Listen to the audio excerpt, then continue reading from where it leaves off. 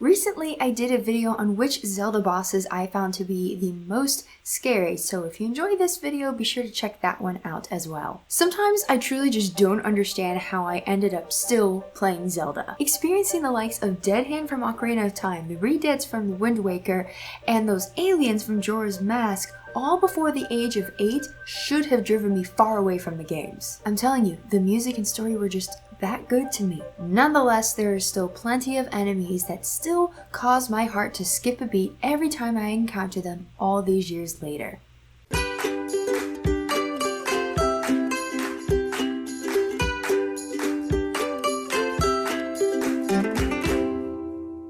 Hey y'all, I'm the Geek Apprentice discussing even more scary things in the wonderful gaming franchise that is The Legend of Zelda. Previously, I talked about bosses and mini-bosses and overworld bosses that I found to be truly frightening, but the creators don't limit the freakiness to just the end of dungeons. No, they like to spread the creepy throughout the entirety of Hyrule, or Termina, or how you get what I mean. Just like with the bosses video, this isn't really based on like difficulty or not really that much lore either, just the first impression it gave me, how creepy I found it to be, the impact it left in general, especially when you consider most of these I encountered at a toddler's age.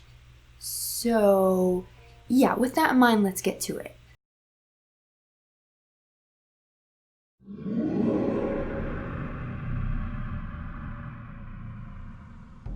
Anyone else get Harry Potter or Dementor vibes from these things? No? Just me? Cool. Well, not cool because these things are freaky. Despite this game not coming out till I was a little bit older, I actually did not play it until I was in my early 20s, and I was immediately perturbed by these pose. I never really got that scared of the pose from previous installments, but the ones in Twilight Princess? Oh yeah, they just screamed Dementor to me. It was just terrifying.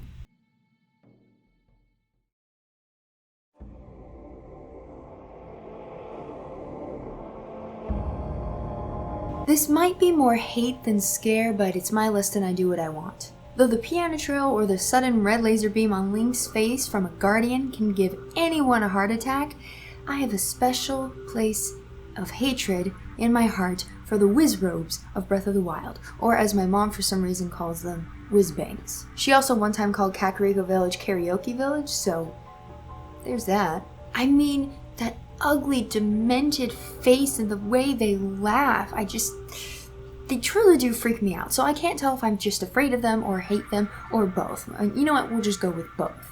They made it onto the list.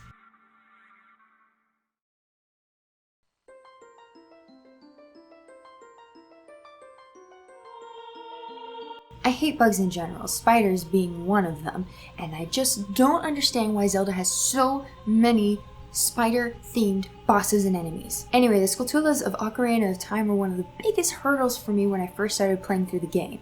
While I was introduced to Ocarina of Time at the age of 3, I probably didn't start trying to play things on my own till I was 5, and yeah, I didn't really make it past the Great Deku Tree until I was much older, and these creatures, Skulltulas, humanoid skull face spider things, were one of the biggest problems.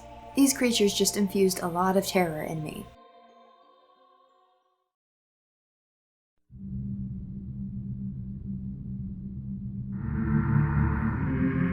I know there are variations of Wall Masters in several different Zelda games, but the version we get in Ocarina of Time is the absolute most fear-inducing to me. I mean, come on, they just fall out of the freaking sky with their bony, scrawny little hands and take you away. It's mortifying. If I'm going through a dungeon in Ocarina of Time and don't remember the certain places where they show up in that temple, yeah, you can be sure to experience at least a little bit of a yelp coming from me when I encounter them.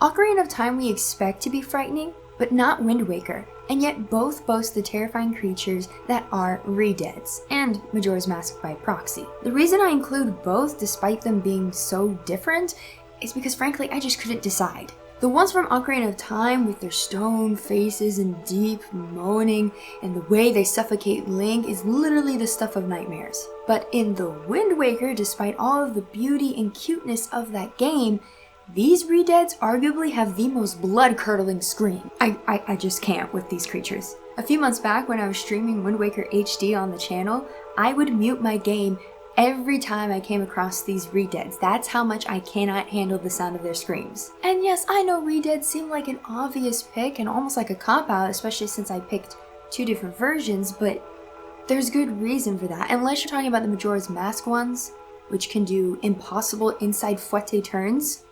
When you put on that one mask, it doesn't make any sense. Like, if you're a dancer out there and you know what fouette turns are, they do those, but inside, without a plie. Maybe that's even more scary. I'm not sure. But for me personally, based off of all of the Zelda games I've played, yeah, Redeads from Ocarina of Time and Wind Waker are by far the scariest creatures.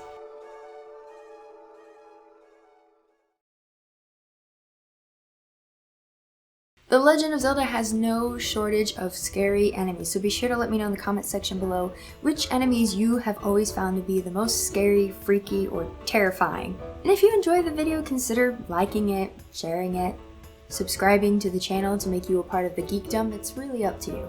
I have a playlist full of Zelda videos if you would like to check that out, as well as I've been doing more top 5s and top 10s if you want to see those videos as well.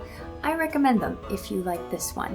And be sure to stay tuned for November if you're a Hunger Games fan, which is totally unrelated to Zelda, but November, while being Zelda month, is also Hunger Games month for me. I have a video about that. But anyway, if you're a Hunger Games fan, that's what you have to look forward to in November, in addition to Zelda videos, because it is Zelda month.